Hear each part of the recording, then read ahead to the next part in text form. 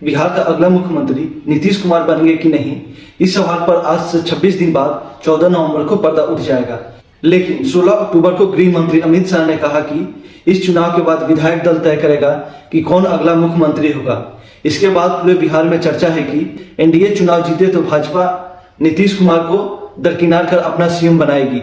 हालांकि ऐसा होना थोड़ा मुश्किल है। क्या नीतीश कुमार को दरकिनार कर भाजपा अपना सीएम बना सकती है? बिहार का अगला मुख्यमंत्री कौन होगा, इसका फैसला तो 14 नवंबर को आने वाली चुनाव नतीजे पर निर्भर करता है। लेकिन आंकड़े को देखें तो भाजपा के लिए अपना सीएम बनना थोड़ा कठिन है। इसकी 3 वजह है। पहला वजह 71 सीट पर नीतीश और तेजस्वी लेफ्ट आमने सामने। 2025 विधानसभा चुनाव में जेडीयू 101 सीट पर चुनाव लड़ रही है।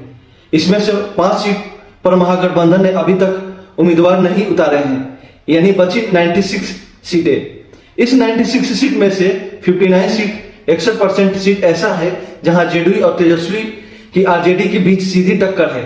लेफ्ट को मिला दे तो यह आंकड़ा 71 हो जाता है, यानी 74%। इसका मतलब यह हुआ कि 71 सीट का रिजल्ट भले कुछ भी आ जाए, लेकिन इतना तो तय है कि वो विधायक होंगे जिनका भाजपा के करीब जाने की संभावना कम होगी।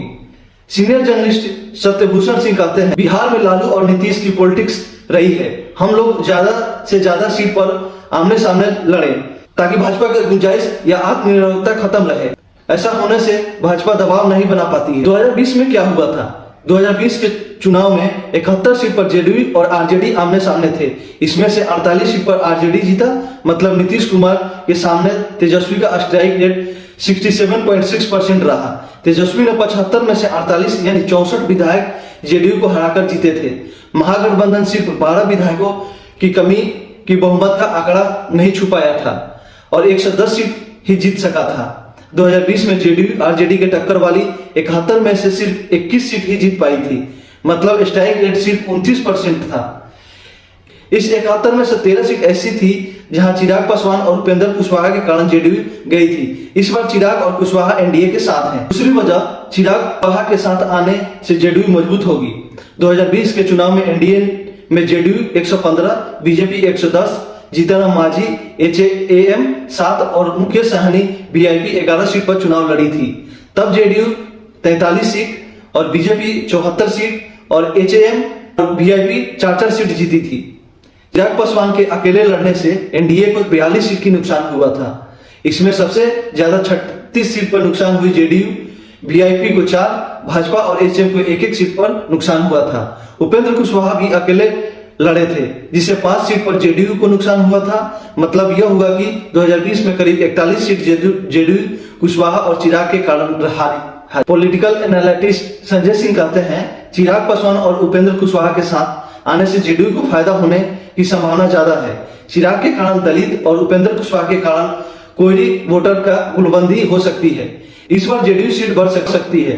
तीसरा वजह, चिराग को मिले 13 सीट पर 15 साल से एनडीए नहीं जीता। एनडीए की तीसरी सबसे बड़ी पार्टी चिराग पासवान की एलजेपी आर है। उसे विधानसभा की 29 सीट मिली है। मीडिया में चर्चा हुआ कि भाजपा ने चिराग पासवान को ज्यादा सीट देकर नीतीश कुमार पर दबाव बनाने की कोशिश की है। एनडीए के सीट बंटवारे में नीतीश कुमार की नाराजगी की भी खबर आई। नीतीश की नाराजगी चिराग को जेडीयू की सिटिंग सीट देने को लेकर थी। बाद में डैमेज कंट्रोल किया गया, कुछ सीट को बदला गया।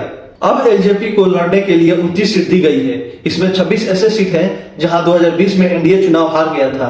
29 सीट में से 13 सीट ऐसे हैं जहां पिछले 3 चुनाव 2010, 2015 और 2020 में एनडीए नहीं जीती, यानी 15 साल में इन्होंने 13 सीट पर एनडीए का विधायक नहीं है।